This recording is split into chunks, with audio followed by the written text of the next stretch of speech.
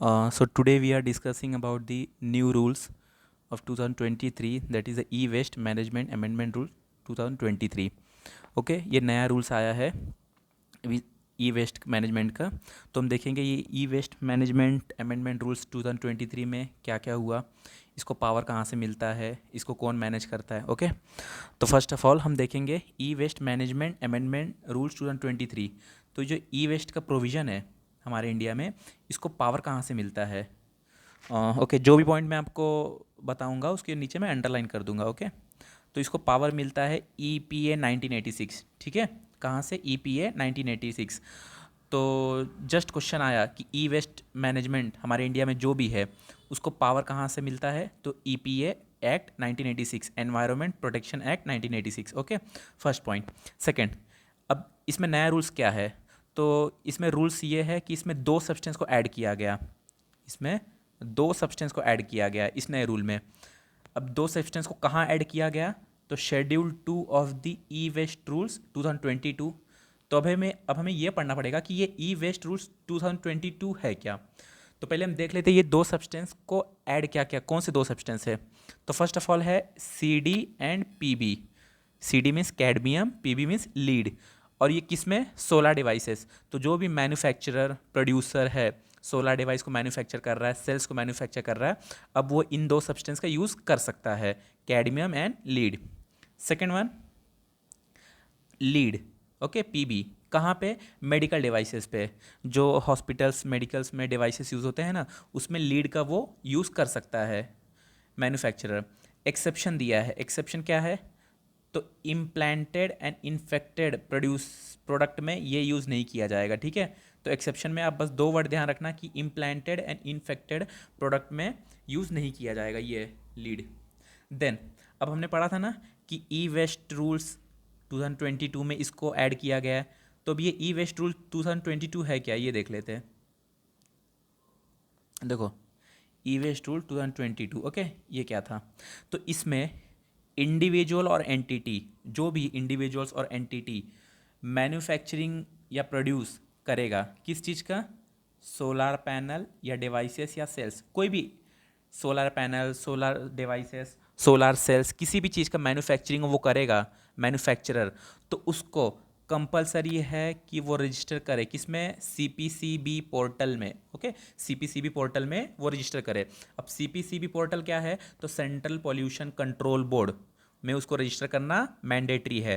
पहले क्या होता था कि पहले एसपीसीबी में करना होता था, SPCB means state pollution control board में। बट अब गवर्नमेंट ने क्या किया है, नया रूल जो निकाला था 2022 में, उसमें बोला कि कोई भी मैन्युफैक्चरर प्रोड्यूसर अगर solar panel, solar devices, solar cell, anything, जो भी वो प्रोडक्ट मैन्युफैक्चरिंग करेगा, ठीक है, बैटरी, ये सब रिलेटेड, तो वो उसको सेंट्रल पॉल्यूशन कंट्रोल बोर्ड में रजिस्टर करना मैंडेटरी हो जाएगा। और क्यों मैंडेटरी करना पड़ेगा, क्यों रजिस्टर करना पड़ेगा, ताकि उसके अंदर गाइडलाइंस दिए हैं। गाइडलाइंस किसके रिलेटेड, स्टोरेज के रिलेटेड।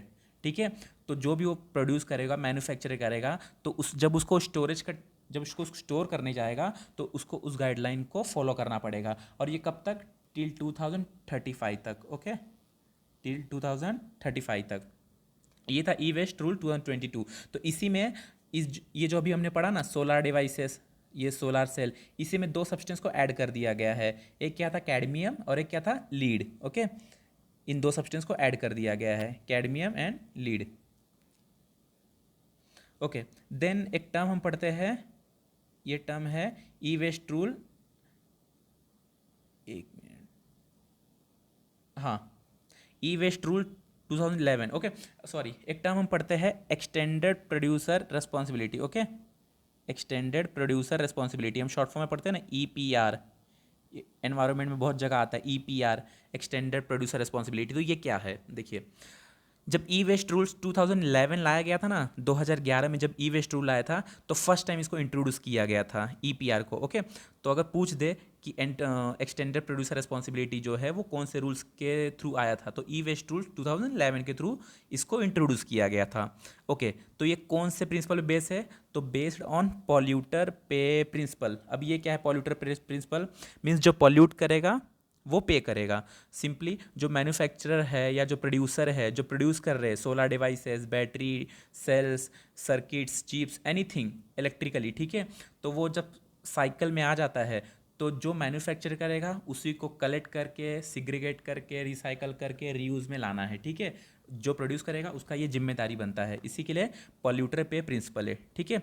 ये ई वेस्ट रूल 2011 में लाया गया था, EPR, okay, extended producer responsibility. तो उनका रिस्पॉन्सिबिलिटी बनता है जो मैन्युफैक्चरर करता है। ओके, नेक्स्ट हम देखेंगे इंडिया का स्टेटस क्या है।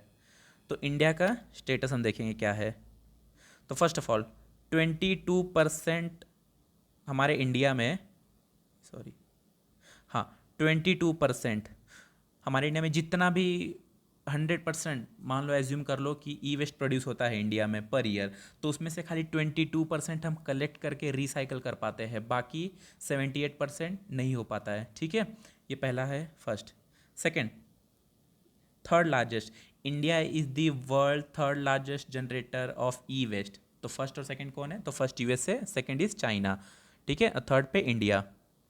थर्ड, 90% ई वेस्ट का जो मैनेजमेंट होता है ना, ई वेस्ट को स्टोर करना या कलेक्ट करना, सिगरेट करना, तो ये जो कूड़े कचड़े वाले होते हैं, भंगार वाले, ये क्या करते हैं, इनको कलेक्ट करते हैं, मीन्स इनफॉर्मल सेक्टर। तो हमारे इंडिया में जितना भी ई वेस्ट का मैनेजमेंट होता है उसका 90% मैनेजमेंट कौन करता है? तो informal sector.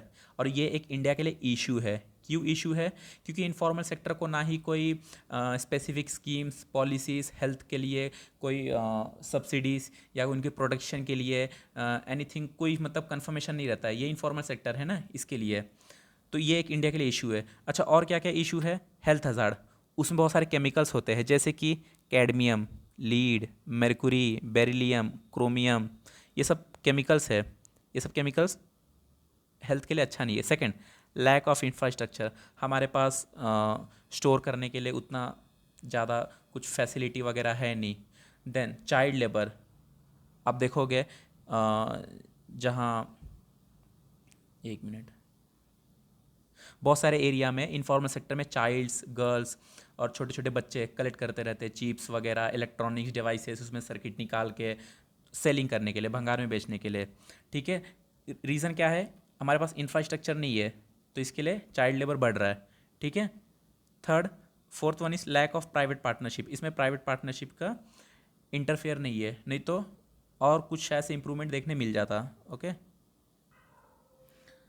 Okay, then internationally इसके लिए कुछ प्रोटेक्शन तो सेफ्टी है। तो हाँ, इंटरनेशनल लेवल पे बेसल कन्वेंशन करके एक है कन्वेंशन, ठीक है, बेसल कन्वेंशन 1989 में लाया गया था।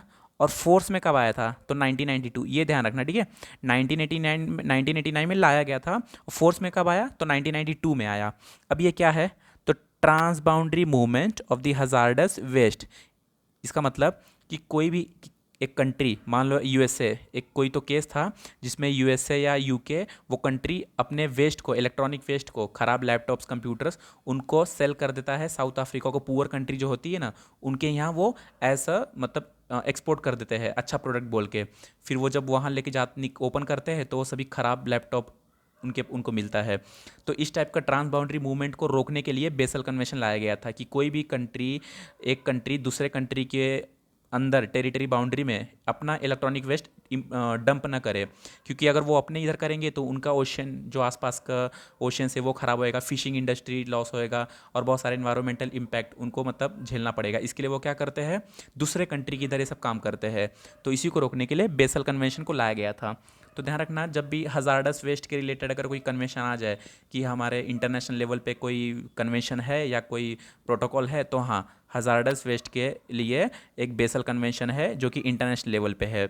जैसे कि हमारे इंडिया में, केरला में एंडोसल्फान बहुत यूज़ करते थे, एक टाइप का वो पेस्टिसाइड्स था, फार्मर लोग उसको कीटाणु को मारने के लिए ये एंडोसल्फान यूज़ करते थे, लेकिन इससे इफेक्ट होने लगा, कुछ लोगों का डेथ हो गया, तो सुप्रीम कोर्ट ने इसको बैन कर दिया था। आई थिंक 2011 या 10 का बात है, सुप्रीम कोर्ट ने इसको बैन कर दिया था।